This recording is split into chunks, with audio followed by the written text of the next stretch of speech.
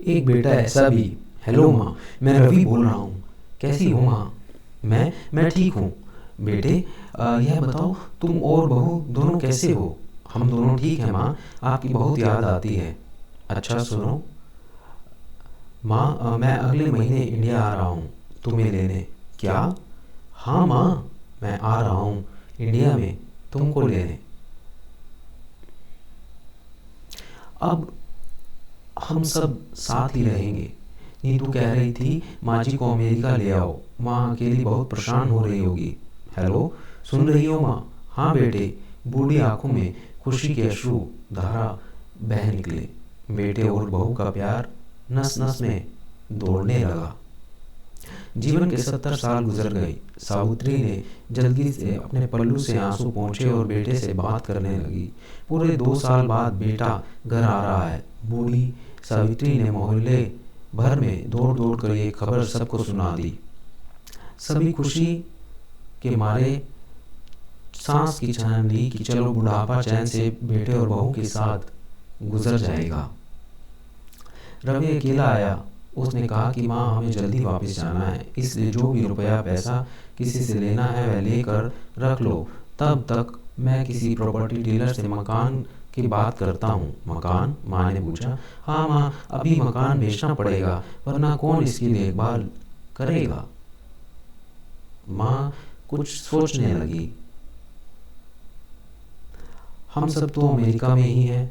बूढ़ी आंखों ने मकान के कोने कोने को देखा। ऐसा निहारा जैसे किसी अबोध बच्चे को सहला रही हो। आनन फानन और औने पौने दाम में रवि ने मकान बेच दिया। सावित्री देवी ने वो ज़रूरी सामान समेट लिया जिससे उसको बहुत ज़्यादा लगाव था। रवि टैक्सी मंगवा चुका था। एयरपोर्ट पहुंचकर रवि ने कहा, तुम यहाँ बैठो, मैं अंदर जाकर सामान की जांच कर लेता हूँ और बोर्डिंग और वीज़ा का काम भी निपटा लेता हूँ।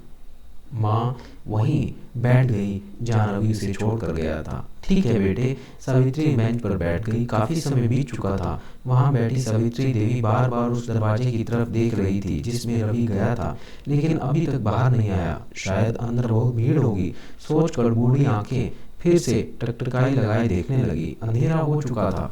एयरपोर्ट से बाहर गहमगाई हो कम हो गई थी।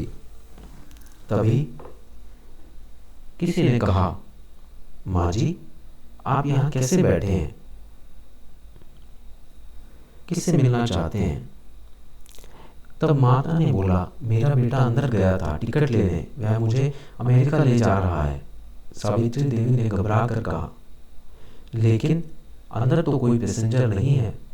अमेरिका जाने वाली फ्लाइट तो दोपहर में ही चली गई। क्या नाम था आपके बेटे का? उस व्यक्ति ने सवाल किया। रवि। सावित्री के चेहरे पर चिंता की लकीरें उभर आई। कर्मचारी अंदर गया और कुछ देर बाद बाहर आकर बोला, माँ जी, आपका बेटा रवि तो अमेरिका जाने वाली फ्लाइट से कब का जा चुका है। क्या? वृद्धा की आंखों में आंसू का सैलाब फूट पड़ा। बूढ़ी माँ का रोम रोम कांप उठा। किस तरह वापस घर पहुंची जो अब बिक चुका था? वो परेशान थी। रात में घर के बाहर चबूतरे पर ही सो गई। सुबह हुई तो दयालु मकान मालिक ने एक कमरा रहने को दे दिया। पति की पेंशन से घर का किराया और खाने का काम चलने लगा।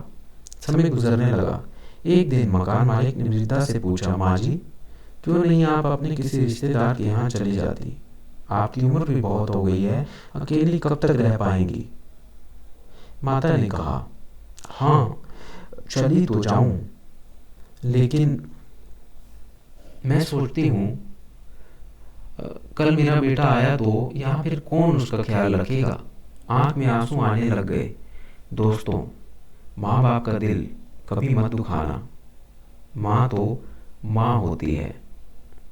माँ से बड़ा इस दुनिया में कोई नहीं होता। हमेशा अपने माता पिता की चिंता करें, उनकी बात